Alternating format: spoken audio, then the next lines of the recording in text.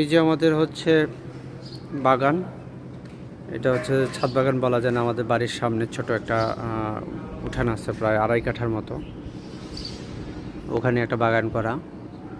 মোটামুটি মজার ব্যাপার হচ্ছে এখানে সব ফলই বা ফুল মোটামুটি আমরা চেষ্টা করছি রাখার। যেমন এটা হচ্ছে লেবু গাছ, এটা হচ্ছে সবেদা, প্রচুর সবেদা গাছে কিন্তু প্রচুর সবেদা ধরে। মজার ব্যাপার হচ্ছে ডালে ডালে সবেদা, প্রচুর পরিমাণে সবেদা আছে।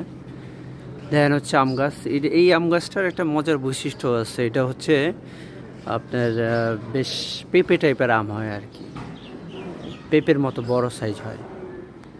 দেন এখানে কাঁঠাল গাছ আছে, এই কাঁঠাল গাছে কিন্তু একটা ছোট কাঁঠালও আছে, এই যে কাঁঠাল, খুব ইন্টারেস্টিং ব্যাপার। দেন এইখানে হচ্ছে যে এটা কি বলে জানি, আমরুজ গাছ বলে সম্ভবত, এই যে আমরুজ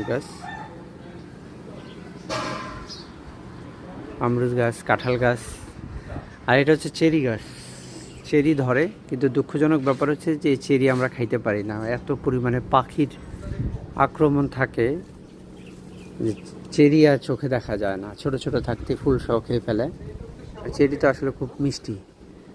তারপরে আছে বড়ি গাছ তো দেখা যাচ্ছে মনে হয়। দেন কাঁঠাল গাছ কি জানি, কলা গাছ।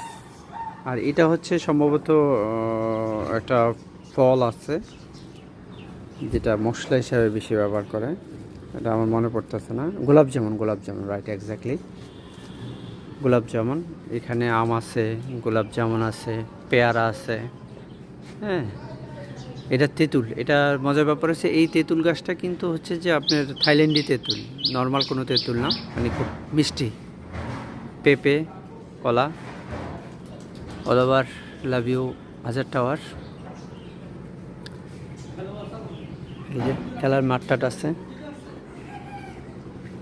সো একসময় অনেক সময় এখানে করতাম, অতিবাহিত বলা যায়। রৌদ্র উঠলে বেশিরভাগ এখানে আসলে রোদ পাইতাম।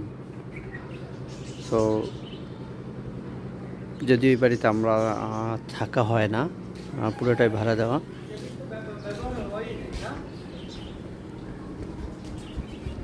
এই খুবই সুন্দর, খুবই চমৎকার, পুরো মায়ে ভরা একটা বাড়ি, ভালো লাগার তীর্থস্থান।